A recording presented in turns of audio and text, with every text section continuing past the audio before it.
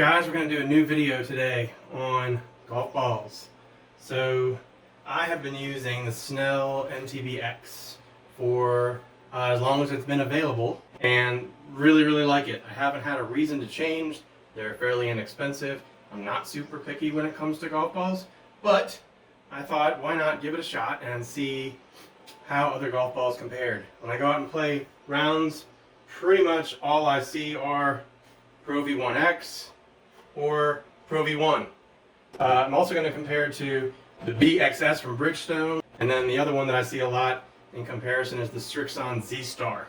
So I'm going to hit some shots, some wedges, some mid-irons, some drives, capture all the data on my GC2 with HMT using the GS Pro driving range, and make a decision. Is the Snell MTB-X still the ball for me, or is it worth it to spend the extra money? If it's not, I'm not going to. You can get about 5 or 6 dozen of these at a significant discount. Don't really have that as an option on the Titleist side, or the Bridgestone or the Srixon side, as far as I know. But we're going to find out. Let's see if it's worth it. Alright, so a few things about this test. I just got warmed up. Just hit a bunch of balls. I'm going to hit 5 shots each. Sand wedge, 8-iron, driver, with each of these 5 different balls. Like I said, I'm going to pull all the data together. I'm going to try to remove poor strikes. All it takes is a couple of poor strikes out of 5, which are my fault, not the golf ball's fault, to skew the numbers dramatically. I'm not looking for perfect strikes. I'm just going to remove the really bad strikes. We're going to get a nice average out of that.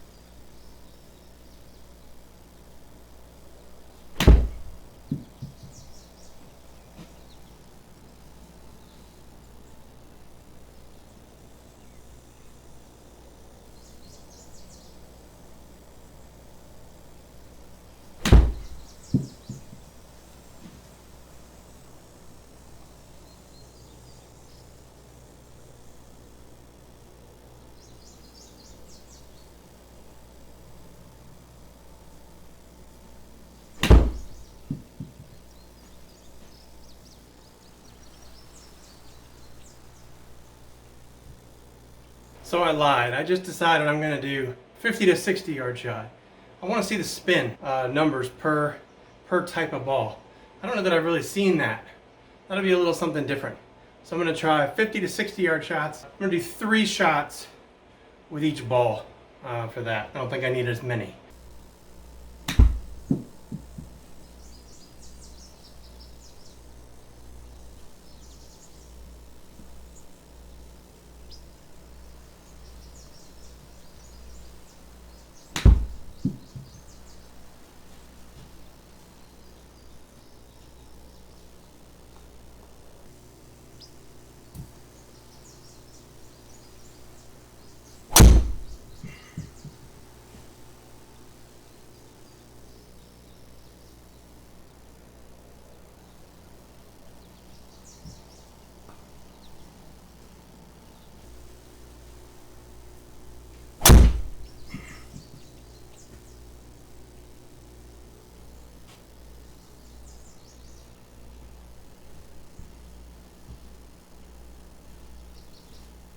Alright, now it's time to look at the results. I've gathered all the data and I'm going to show it on the screen here for those data junkies out there. So you can pause the video and take a screen capture if you'd like, and then I'm going to show the summaries.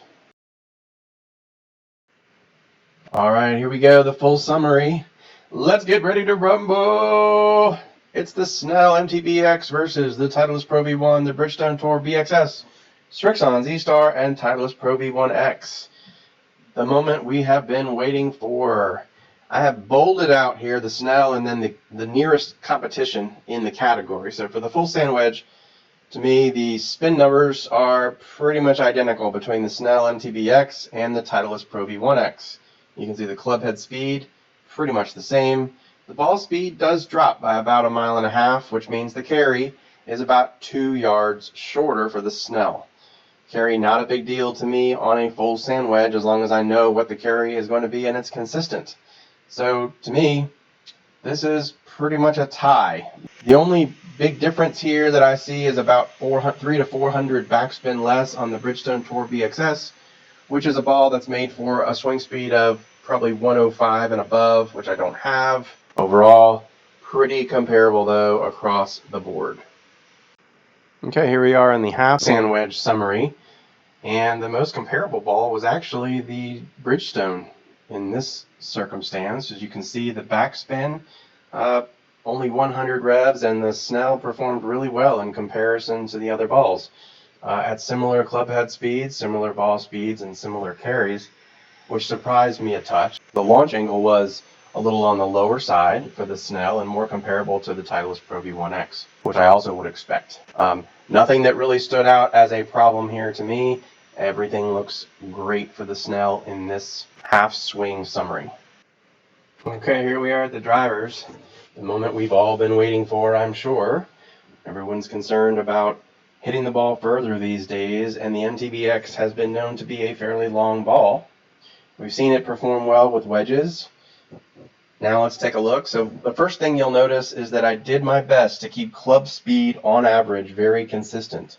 As you can see, I'm in the 99s across the board on club speed, and actually the Snell MTB-X had the second lowest club speed. However, it had the second highest carry. So the backspin numbers are they're great. 2054 for the backspin is phenomenal. Very, very comparable, as you see here, to the Titleist ProV1x. The ball speed is higher with the ProV1x. I think the important thing to remember here is that I am not a robot, so these numbers are only as accurate as the strikes and the shots that I performed. And to be honest, 2 yards of carry is probably not enough information to base a decision on. The key here is that the Snell clearly performs in the category, very close. It's very solid in the driver category for sure. All right, let's talk about the final ingredient in this recipe. In this decision to choose the Snell over the other golf balls, I think the main comparison to me for my game would be the Titleist ProV1x, which I can now get for a dozen balls for $47.99.